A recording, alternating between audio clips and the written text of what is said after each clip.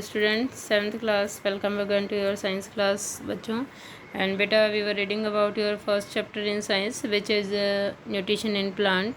And still we are reading about this chapter. Now we are going to read about the next mode of nutrition, because we have already learnt some mode of nutrition in plant in this chapter, like parasite, saprotrophic nutrition, or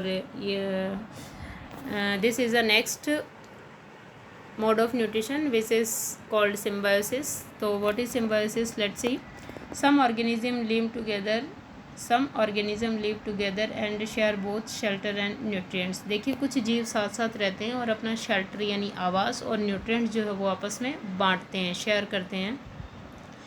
This relationship is called symbiosis. So here is the definition of symbiosis, or it is a mode of nutrition in plant, in which plant they are not make their own food by the photosynthesis.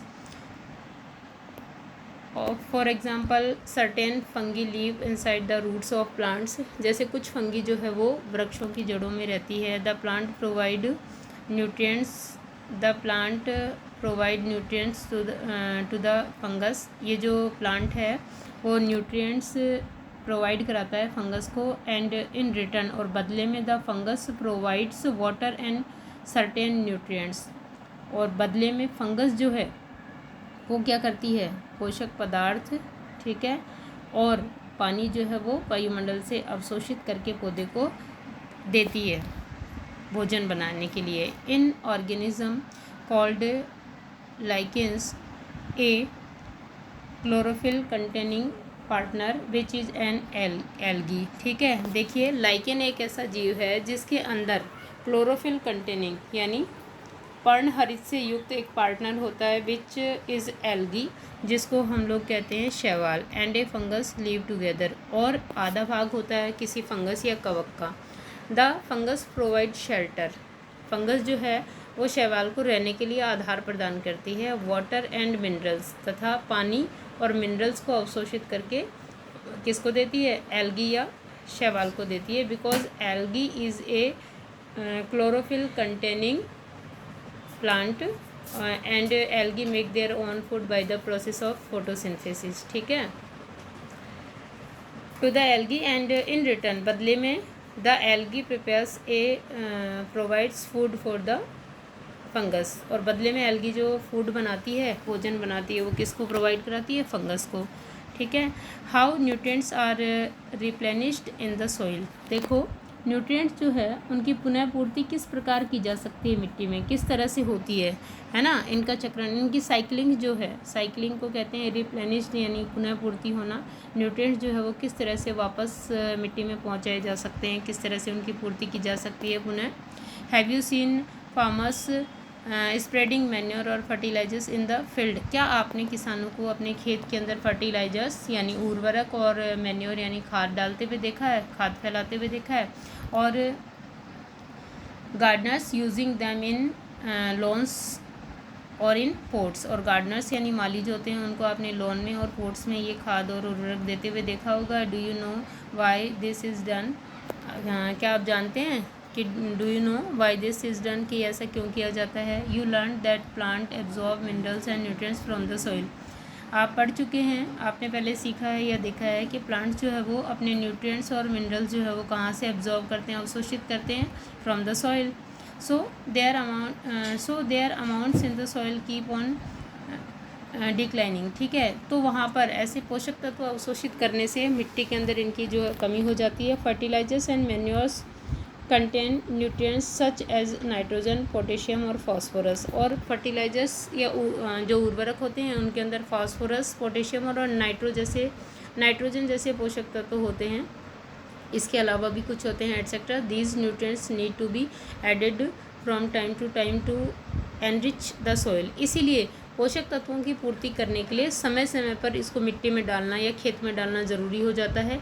We can grow plants and keep them healthy if we can fulfil the nutrient requirement of plants. यदि हमें ये ज्ञान है किसी पौधे के बारे में कि उसको कौन कौन से जो न्यूट्रिएंट्स है वो चाहिए, है ना, तो हम लोग जो क्या कर सकते हैं, हम लोग क्या कर सकते हैं, we can healthy the plants.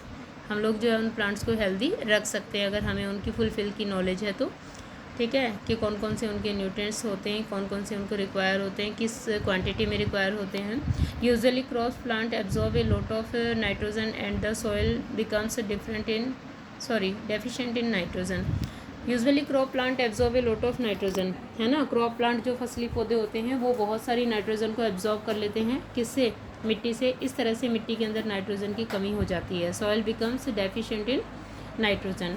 You learned that though nitrogen gas is available in plenty in the air, आप जानते हैं कि नाइट्रोजन गैस जो है वो बहुत एक्सेस मात्रा में, ये बड़ी क्वांटिटी के अंदर जो हमारे एटमॉस्फेयर में प्रेजेंट है, but students plant can't use it in the manner, ठीक है, in this manner means plant can't use the nitrogen in gaseous form. Plant जो है वो गैसियस फॉर्म में नाइट्रोजन को नहीं ले सकते, ठीक है, एज भी they can use carbon dioxide, जैसे कि वो कार्बन डाइऑक्साइड को गैसियस फॉर्म में ही इंटेक कर लेते हैं by the stomata for the photosynthesis. They need nitrogen in A soluble form, उनको नाइट्रोजन जो है वो सॉल्युबल फॉर्म में ही चाहिए, जिससे कि वो they absorb by the roots the nitrogen from the soil. The bacterium called rhizobium, so एक ऐसा बैक्टीरिया होता है जिसको हम लोग कह सकते हैं rhizobium. Here is the name of bacteria rhizobium. Can take atmospheric nitrogen and convert it into a usable form. Nitrogen को फिक्सेशन करने वाला या नाइट्रोजन का स्थिरीकरण करने वाला मिट्टी में एक बैक्टीरिया पाया जाता है राइजोबियम नाम का। ये राइजोबियम बैक्टीरिया एटमॉस्फियरिक नाइट्रोजन को मीन्स गैसियस नाइट्रोजन को इंटेक कर लेता है और convert into a usable form, और इसको जो है वो एक उपयोग में लेने वाली फॉर्म में बदल देता है। मीन्स द बैक्टीरिया और द राइजोबियम बैक्टीरियम जो है वो convert the gaseous nitrogen into nitrates और nitrite form which are usable form for the plants, है ना। नाइट्रेट्स और नाइट्राइट्स जो है वो इजीली पौधे क्या करते हैं, एब्जॉर्ब कर लेते हैं from the soil. So it often lives in the roots of gram, peas, moong, beans and other legume and provides them with nitrogen। इसीलिए ये जो बैक्टीरिया है, ये बैक्टीरिया फलीदार पौधे जैसे मूंग है, मटर है, दलहनी पौधे होते हैं ना, बीन्स है, फलियाँ हैं, ठीक है, और अदर लेग्यूम कुल या लेग्यूम फैमिली के सारे पौधे जो है वो पोड वाले होते हैं या फली वाले होते हैं बच्चों। तो इन पोड वाले पौधों में या फलीदार पौधों में जो कि बेसिकली दालें होती हैं, चना है, मटर है, मूंग है, इनकी जड़ों के अंदर स्पेशली इनकी जो रूट्स में होती है, इन प्लांट्स की रूट्स में छोटी छोटी नोड्यूल्स पाई जाती हैं, है ना। इन नोड्यूल्स में राइजोबियम बैक्टीरियम जो है वो रहता है, प्रोवाइड देम विद नाइट्रोजन, और इन पौधों को जो है वो सॉल्युबल फॉर्म में नाइट्रोजन अवेलेबल कराता है। इन रिटर्न जबकि बदले में the plant provide food and shelter.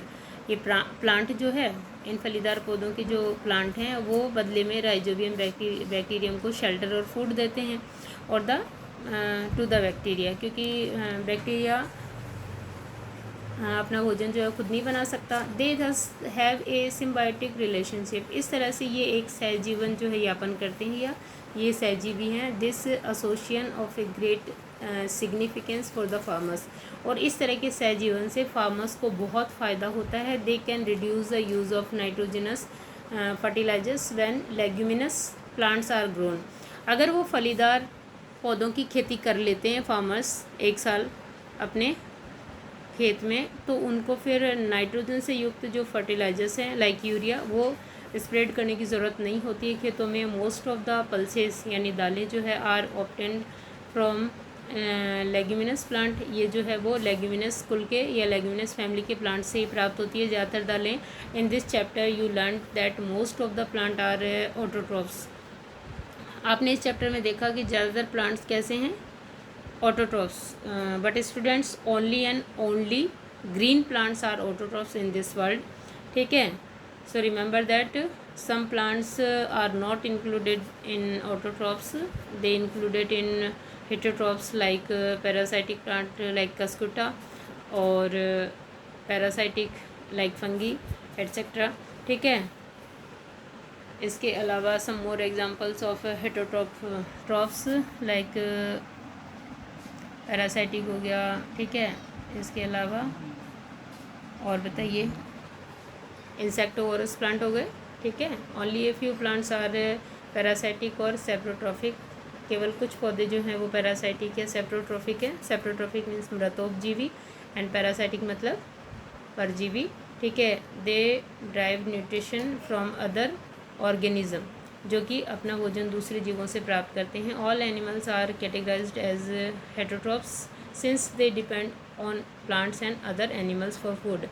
All animals सभी जंतु जो है वो हेटेरोट्रॉफ्स या विषमपोषी में कैटेगराइज किए गए हैं क्योंकि वे अपने भोजन के लिए प्लांट्स और अदर एनिमल्स पर डिपेंड करते हैं. Can be say that the insectivorous plant are partially heterotrophs. Yes of course the insectivorous plants are partially heterotrophs. Students क्यों? क्योंकि they all are green plants and they make their own food by the process of photosynthesis but only carbohydrate. So other than carbohydrate they needed for nitrogen, so they fulfill their requirement of nitrogen by the insects. इसीलिए हम लोग कह सकते हैं कि these plants are partially heterotrophs क्योंकि वो अपना आधा भोजन स्वयं बनाते हैं और आधे भोजन के लिए किस पे डिपेंड करते हैं? अदर एनिमल्स यानी इंसेक्ट्स पे डिपेंड करते हैं. Okay students, here is your chapter is complete and we will do the question answer in your next video. ठीक है. But now you will do as homework as to today's homework from here. What is symbiosis and example of symbiosis, because symbiosis is a most mode of nutrition in plants. Then again here is nitrogen fixation from this paragraph and about the bacteria rhizobium. Okay students.